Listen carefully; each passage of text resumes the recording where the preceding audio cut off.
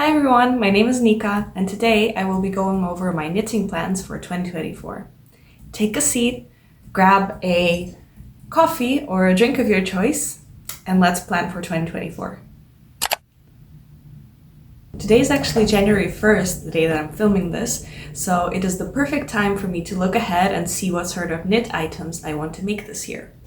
Now, I compiled a list of 9 items, and some of them will be specific patterns, some of them will be more general categories of knits that I want to make, but I haven't really decided on a particular pattern just yet, so I'll pop in a few that I'm considering for now. So the purpose of this list is for me to take accountability of what I make throughout the year, and hopefully it will also bring some sort of inspiration to you, or maybe let you know about any patterns that you might be interested in that you haven't come across just yet. Now, I want to preface this by saying that this list contains 9 items or categories, as I mentioned.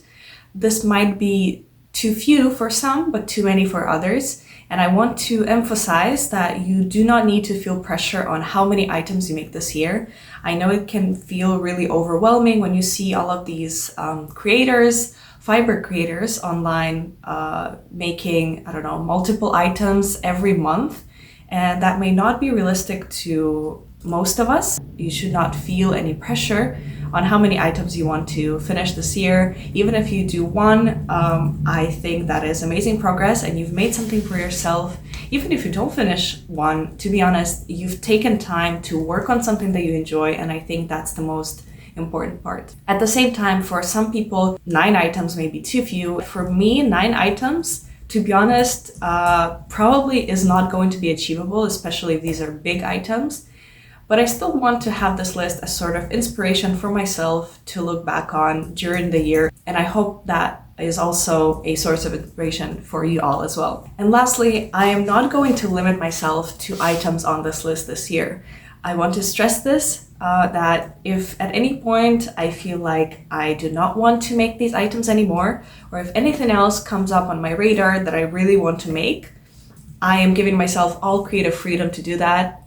Knitting is something that should bring you joy. So this is all just for fun, and I'm really curious to look back on this list a year from now and see what items I did make, what items I didn't, and what new items I added to the list throughout the year. So with all of that being said, shall we jump in? So the first item on this list, I don't know about you, but I've seen it all over my For You page, all over my Instagram, and it has creeped its way into my soul. I really want to make this, and that is the Porcelain sweater by Knit. The Porcelain sweater features these wonderful, really beautiful colorwork bands. They're not anything too complex, but I feel like they give off this most wonderful, most wintry vibe to me. Realistically, I will not be able to make it and wear it this winter, but hopefully for winter 2025, that is something that I will have in my closet. This pattern features beautiful colorwork bands, but also it still looks very modern and very, I don't want to say minimalistic, but it looks very clean. There's not too much going on, so I feel like this is something that will fit really well into my closet, and that is something that I want to keep in mind for all of the patterns that I mentioned in this video. The key to me this year is making pieces that I will actually wear, that will be staples in my closet. And I could really see the porcelain sweater being one of those items.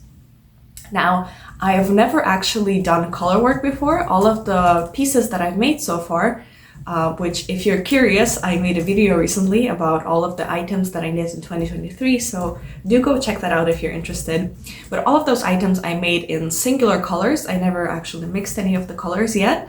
So I'm excited to start with color work, and I feel like this sweater doesn't have too much going on. There's just 2 colors, so this will be a very good entryway for me to get into color work knitting. Now for the second item on my list, we will take a jump into a different season, and that is summer. I really want to make a very basic tank top. Again, I really want to make something that will fit right into my closet, something I can reach for every single day and easily put on and just wear with any of the other clothing that I have. I've previously made this sort of staple basic tank top, that being the Ooh La La top by Kutovakika. And of course, I'll link all the patterns that I mentioned in this video in the description box below. So if any of these are of interest to you, you can always just find them. I'll link to this video. So I've made the Ooh La La top before, but if you watched my video of me ranking all of my 2023 knits, it didn't go really well. And one thing that I realized from making that top is I do not I do not like exposing the chest area when I wear tank tops. So, and that top unfortunately has quite a deep neck. Of course you can modify it, but I don't think it will look very good if I lifted up the neck. So instead of that, I found a pattern that I really want to make. And that is the Camisole number 9 by My Favorite Things. This pattern is made using fingering weight, and I find myself very drawn to patterns that are made with quite thin yarn, because I feel like that creates, I don't know, a really nice fabric, something that I do enjoy these days a lot. So I feel like this tank top has a very sort of modern cut. It's something that I can see myself wearing with many other pieces that I have in my wardrobe. It has, again, something that I want, a high neck, but it still looks very comfortable. It looks modern, looks clean, everything that I want to have in my closet. So I look forward to making it. Now, in addition to the Ooh La La top that I made, I'm also actually making the Love Letter top by Kutovakika, which features a really beautiful lace design. So I'm really looking forward to wearing that. However, as I said, I want to make something a little bit more basic, something that can be worn with many different items, but not as a standalone sort of centerpiece of my outfit. So I want to make another top that will be more of a basic top. Now, the third item on this list, it's going to be a category and not a specific pattern, and that is socks. I am yet to knit any socks. I don't know how I've made it this far. I've made multiple sweaters and multiple tops, but I've never actually done socks before. And I think what's stopping me is needles. I do not have any double-pointed needles at home. That being said, while I'm saying this, I don't actually know if you need double-pointed needles for all the patterns. It's just something I've heard. But as someone who's never knitted socks before, please let me know if that's not true. But I only have circular needles at home, and it's just, I need to take a bit more time to figure out how to construct socks in a sense. Yeah, I just need, I need to really sit down and be like, okay, I'm making this pattern, these are the materials I need to get, and I really need to get that done. So 2024, I'm making my first pair of socks.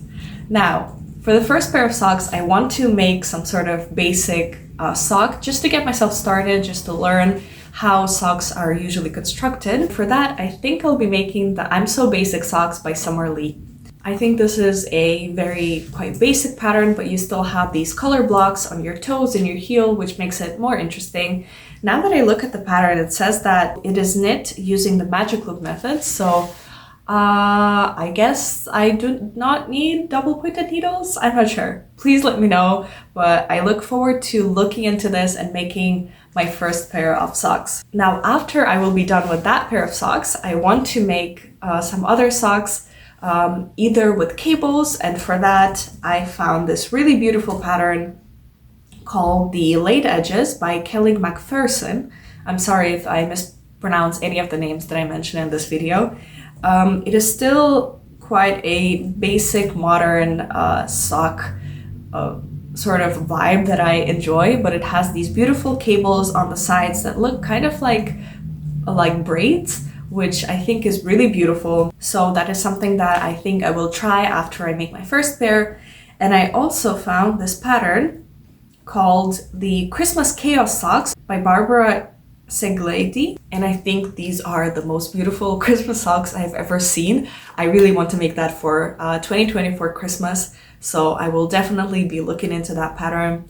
And best thing about all of the patterns that I just mentioned, they're all free, so as long as I have my yarn, I'm ready to go. So wow, I feel very excited about this right now. So maybe I need to make socks my next project after the one that I'm making right now. So please share any tips and tricks that you have for knitting socks for someone who has never done that before. That will be very much appreciated. Now, the next item on this list will be a scarf. Now, I've actually made a small scarf before, something that I wear on days when it's not too cold, but I still want to have some protection from the wind for my neck. So something small, something a bit more dainty. And well, I really do love that scarf. The only problem is my boyfriend has stolen it from me because he does not have a scarf and he doesn't like having big scarves. And this was the only small scarf that we had in our household. So he kind of stole it and he started wearing it. It's very cute. He brags to all of his friends that my girlfriend made this. So it's very cute to see. But also I need a small scarf for myself. So that is something that I will be making this year. And just to switch things up, I will be making a different pattern from what I made last year. So I found the Sophie scarf by PetiteKnit. I think it is such a beautiful feminine little scarf. You can tie it around your neck. It looks so dainty, so elegant. And I feel like it will look good with any outfit that you wear. I feel like it's something that I will be able to wear throughout the seasons, especially here in Korea when weather changes all the time. It will be really good to have. And the cutest thing about it is when you fold it, it kind of looks like a small croissant. So I really look forward to making the scarf, and I think I will be casting that on my needles very soon. Or shall we say, I will be shopping for yarn for this scarf very soon, and hopefully I can cast it on very soon as well so that I can wear it this spring. Now there's also another scarf that I really want to make. I'm not sure if I will have time for that this year, but that is the Berlin scarf by Susanne Müller. This scarf again is very modern. It is a style of scarf that I see a lot these days, and it's being sold in all different shops and fast fashion, but I really want to make one myself. It is very long, very bulky with these sort of cords at the bottom. I think it looks very modern, very elegant. It's something that would really keep me warm, but I'm not sure if I'll be able to make it on time this winter. I'm not sure if I'll be casting it on anytime soon, but I will definitely be working on it sometime this year so that I can wear it in the cold seasons of late 2024 and early 2025. And the best part about it, it seems that it is knit with quite large needles. I believe size 6 millimeter needles, 6 or 7. So I think I will be able to work that up relatively fast. So I'm really looking forward to making this item as well. Now the next item on my list is a vest. Now, when I began this video, I told you I want to make items that will be staples in my closet that I will reach for every day. And for now, I am not sure if a vest is one of those items, so I think I'll have to let this idea sit in my list for a little bit, think about it, and then come back to it and decide if I want to make it or not. But if I do, I found two very different patterns that I'm really inspired by. This first one is absolutely beautiful. It is the Ribblesdale vest by Lily Kate France. It is a vest that doesn't go over your head, but it has buttons, so you can kind of just put it on. You can even unbutton it and wear it like that. It is quite tight fitting and it looks so feminine, so elegant. You can wear it with all different sorts of blouses. I think it looks really, really, really beautiful. I would love to have that in my wardrobe. That being said, I don't wear blouses very often. I need to think a little bit more about whether this would fit into my current style right now. But I don't know, this might be an impulse project because it's so beautiful. It is knit in brioche stitch, I believe, but because it is so tight fitting, I think it would not take that much time to complete. So that is sort of tipping me over the balance and telling me to just impulse make it. We'll see. I will check in with you throughout the year, but I am really tempted by this pattern. It is so beautiful, and this designer as well, their patterns, I checked their Ravelry page fast, and their patterns seem so inspiring.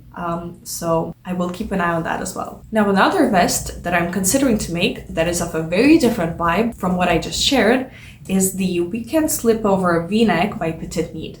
This one, it's an oversized fit. It has these shoulders that kind of go a little bit down, so dropped shoulders. It has less feminine feel and is more oversized and slouchy, but something that I think will go really well with just basic t-shirts and jeans. That being said, again, I need to consider whether this is something that I'll be able to wear, because I've made a few items before, a few sweaters that were short-sleeved, and I just don't reach for them that often because they're not very practical. You know, if you make something warm, but it is short-sleeved, it's a bit counterintuitive. So I will sit on this for a little bit more and see whether I choose to make this pattern. I'm really curious to hear whether vests are a staple item in your wardrobe or not, and if so, how do you usually wear them? How do you style them? What weather do you wear them? Because I think they look beautiful, but I just haven't figured out how to incorporate it in my own closet just yet. The sixth item on this list is going to be a specific pattern, and that pattern is the Pride and Pearls cardigan by Kutovakika. First of all, I've never made a cardigan before, so that in and of itself is really exciting to me. I really want to make cardigans. I love cardigans, I wear them all the time, so why not make one for myself? But this cardigan in particular, it is so unique. Kutovakika published this very recently, and it really stood out to me when she first published it. I must say, when I saw it initially, I thought it wouldn't really fit into my wardrobe, but the more I looked at it, the more I realized that I already have a lot of staple pieces. I have basic sweaters, I have basic t-shirts, but this cardigan just draws all of your attention into it. And I would love to have it. I would love to wear it. It has these beautiful, beautiful textures with cables and different motifs. It has a drawstring at the bottom so you can cinch it if you want to. I think it would look so lovely with so many different outfits. You can wear it with a dress and make it more feminine. You could wear it with jeans and a t-shirt just to add a little bit of a feminine touch to your basic outfit. It is so, so lovely that, to be honest, this might be my next project on my needles.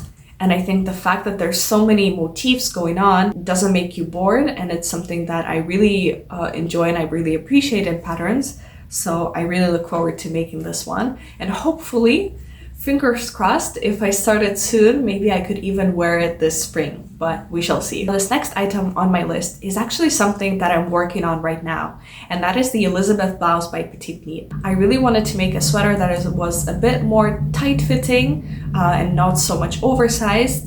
And I find that it looks very modern, very clean, but it also has this beautiful collar with a little bit of a twist. This collar is a design that I've seen a lot recently. So instead of going out and buying one, I decided that I was going to make one. And I've been really enjoying knitting it. It's taking a while, but I really have hopes that it will turn out well. Hopefully I can finish it within this month or the next month if I really put my work into it. I will definitely share with you once I complete this blouse. The second to last item on my list, I don't know how to call these sweaters, but it's a design that I've seen so much recently, and I actually bought one such sweater from a fashion store. And that is the sweaters that have this sort of half zip at the top. I think if I show you the patterns, that will make a bit more sense. The first pattern that I came across that I will not be knitting, but it's something that I wanted to share with you, is the zipper sweater, again by PetiteKnit. The reason why I will not be making this particular pattern is it features rib on the collar, but then the rest of the sweater is made in stockinette stitch, and I don't really want to have a different texture, different fabric for the collar and for the whole sweater. I want it to be a bit more uniform. So for that, I found a different pattern called the Lanark sweater by Clow. It is made in a rib all throughout, and I feel like it creates this beautiful thick texture. It's something that, if I choose my yarn correctly, will really keep me warm. And as I mentioned, I already bought a similar sweater just from a store, and I do really wear this very often, so I know that if I make this sweater, it will become a staple in my wardrobe as well. I don't think I'll be able to finish it on time to wear this winter, but hopefully I can make it for fall 2024. So yeah, this is something I also look forward to knitting this year. And the last thing on my list is I really want to make a cable knit sweater. I already made a cable knit sweater last year. That is the Ingrid sweater by PetiteKnit. Editing Nico from the future jumping in here. Please disregard what I'm saying in this clip. I have no idea what I'm talking about. I keep referring to cable knits when actually I mean texture knits, patterns that feature a lot of different stitches. In fact, the Ingrid sweater that I mentioned doesn't even have cables. I am trying to say that I want to knit a sweater that has a lot of different stitches and textures going on. This could be cables, but in this particular instance, it does not have cables. So, please disregard me saying cables like 5 times when that's not necessarily what I mean. I mean texture. However, I used quite thin yarn for that sweater, so it resulted in a much more airy fabric, much more light fabric. I also made it in black, which doesn't really show off the cables very well. What I want to do this year is I want to use beige or cream color, and I want to use thicker yarn. I think I will actually be using the Ingrid sweater pattern once again, but I will just make it in a different yarn weight. This pattern so far seems to represent the cables that I want to make the most.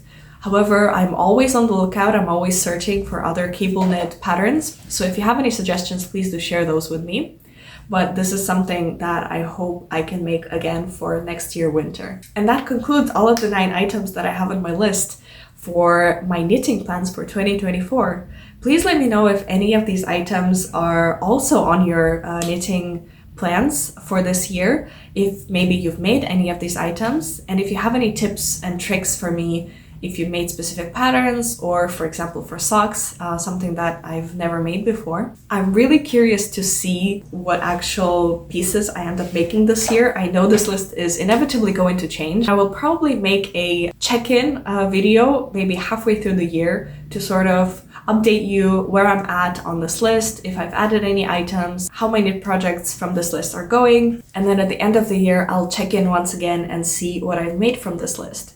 Hopefully I'll be close to all of the 9 items, but who knows? Thank you so much for watching this video. I hope this gave you a little bit of inspiration for your own knitting projects for this year. Please do share if you have any patterns that you are looking forward to knitting in 2024.